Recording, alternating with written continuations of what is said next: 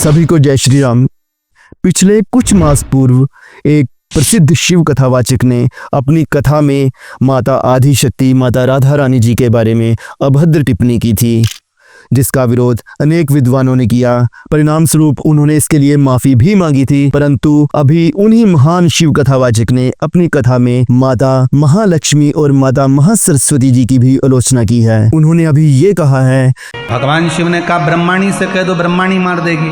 ब्रह्माणी भी नहीं मार सकती क्योंकि ब्रह्माणी ने ब्रह्मा को श्राप दिया। भगवान नारायण ने कहा लक्ष्मी महिषासुर को नहीं मार सकती, कभी भी नहीं मार सकती। लक्ष्मी इसलिए नहीं मार सकती क्योंकि लक्ष्मी ने एक बार भगवान विष्णु को श्राप दे दिया था। जब लक्ष्मी श्रृंगार कर रही थी और भगवान विष्णु हंस दिए, लक्ष्मी को क्रोध आ गया। महिषासुर को अगर कोई मार सकता है तो वो मार सकता है जिसने अपने पति से कभी तेज आवाज में बात नहीं करी, जिसने कभी ऊंची आवाज में अपने पति से अपशब्द नहीं कहा, वो महिषासुर को मार सकता है। कि माता महालक्ष्मी जी और माता महासरस्वती जी अपने अपने पतियों से उच्च स्वर में बात करती थी, इसीलिए वो दोनों महिषासुर को नहीं मार सकी थी और केवल माता पार्वती जी ही भगवान शिव से विनम्र स्वर में बात करती थी, इसलिए उन्होंने महिषासुर का मर्दन किया था। लेकिन रंभ दानव का पुत्र महिषासुर, उसने ब्रह्मा जी की तपस्या की थी और उसने ब्रह्मा जी से ये वर मांगा था कि कोई भी देव दानव अथवा कोई भी पुरुष उसका वध ना कर सके, इसीलिए माता दुर्गा ने उसका वध किया था। लेकिन भक्तों, वस्तुतः माता दुर्गा है कौन? तीनों माताओं का संयुक्त रूप ही तो माँ दुर्गा है। माता महालक्ष्मी, माता महासरस्वती और माता महाकाली, इन तीनों का संयुक्त रूप ही तो माता दुर्गा है। माता दुर्गा ने महिषासुर के साथ 9 दिन तक युद्ध किया था, जिसको हम नवरात्रि के रूप में मनाते हैं, और दशहरे के दिन माता ने महिषासुर का वध किया था। भक्तों, तीनों देवियों में कोई भी बड़ा छोटा नहीं है। त्रिदेव और त्रिदेवियां ये मूलतः एक ही शक्ति हैं, इसलिए इनको बड़ा छोटा कहना एक मूर्खतापूर्ण और बहुत ही निंदनीय बात है।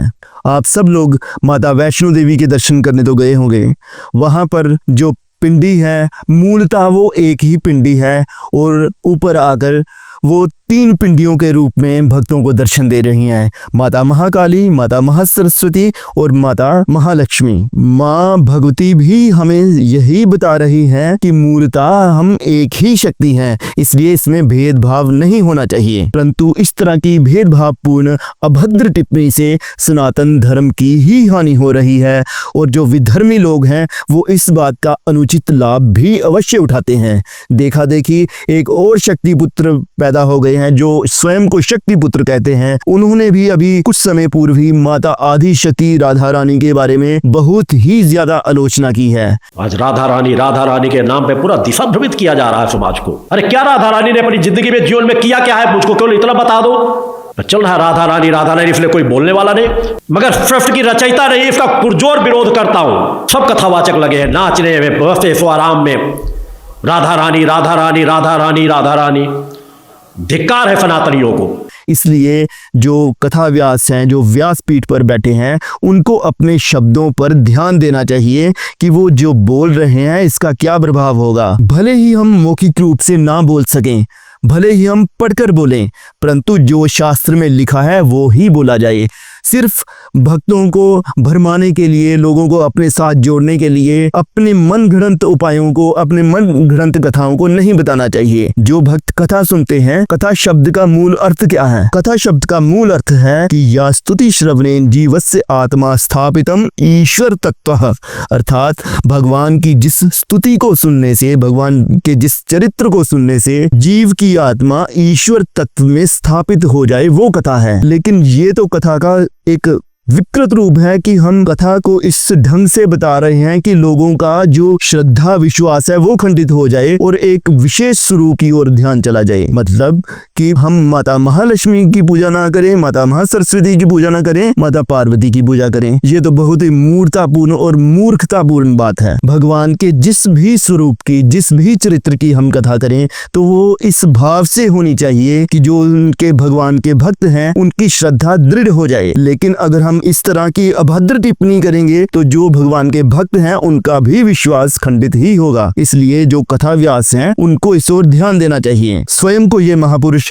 अपने आप को परम शिव भक्त और शिव महापुराण का प्रकांड विद्वान मानते हैं, परंतु शिव पुराण में ही ये स्पष्ट रूप से लिखा हुआ है कि माता आदि शक्ति माता राधा रानी भगवान शिव की ही पंचम शक्ति हैं। भगवान शिव का ही स्वरूप राधा रानी है। तो अगर इन्होंने शिव पुराण का अध्ययन किया है तो वो किस आधार के ऊपर माता राधा रानी की अवहेलना कर रहे हैं, मुझे ये समझ नहीं आती। कभी ये भक्तों को भरमाते हैं, ये कहते हैं कि शिवलिंग के ऊपर 2 काली मिर्च रखा हो, शिवलिंग के ऊपर लौंग रखा हो, शिवलिंग के ऊपर बेलपत्र सीधा रखना है, उल्टा रखना है, कभी शिवलिंग के ऊपर बेलपत्र को शहद लगा के रखना है, शिवलिंग को जल चढ़ाना है तो पहले दाईं तरफ फिर बाईं तरफ फिर घुमाकर फिर ऊपर। इस तरह की बातें ये इन्होंने कहाँ से पढ़ी हैं? मैंने तो शिव पुराण में कहीं भी ये शब्द नहीं पढ़े हैं।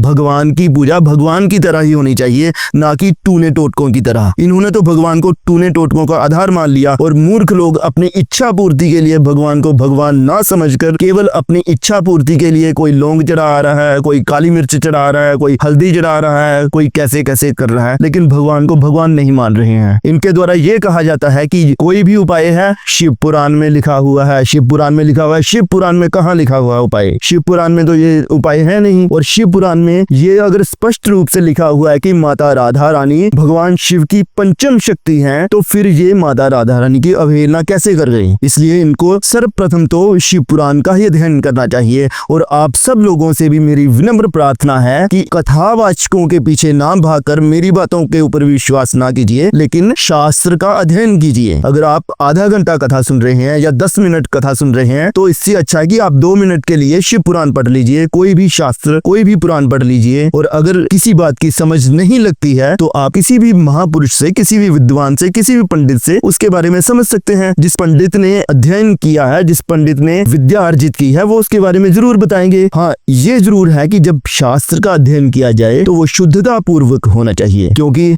अगर शुद्धता पूर्ण अध्ययन नहीं होगा, मानसिक विकृति होगी, हम अपना इंद्रिय संयम नहीं रखेंगे और अपना खान पान शुद्ध नहीं रखेंगे तो शास्त्र की बात को भी हम अर्थ का अनर्थ भी मानेंगे। आपको एक उदाहरण देता हूँ कि शतपथ ब्राह्मण में एक श्लोक आता है कि प्रातः द्युत प्रसंगेन मध्याह्न रति प्रसंगेन रात्रो चोर प्रसंगेन कालो गच्छति बुद्धिमताम। अब इस श्लोक को अगर विधर्मी पढ़ेंगे या फिर इन तरह के कथावाचिक पढ़ेंगे तो वो तो गलत ही अर्थ लेंगे। शास्त्रों में इस तरह के जो वाक्य लिखे जाते हैं इनको कहा जाता है वल्गु वाक्य। ऋषियों ने मुनियों ने बात को थोड़ा छुपा कर रखा है। तो इन वल्गु वाक्यों को समझने के लिए हमें अपनी बुद्धि को, अपने आचरण को, अपनी साधना को उच्च स्तर का बनाना होगा, तभी उस बात को हम समझ पाएंगे। और उसको समझने के लिए किसी भी विद्वान से हम समझ सकते हैं। लेकिन सारांश यही है कि शास्त्र का अध्ययन करें, ना कि पत्ता सीधा रखना है, उल्टा रखना है, जल दाईं तरफ चढ़ाना है, बाईं तरफ चढ़ाना है, घुमा के चढ़ाना है।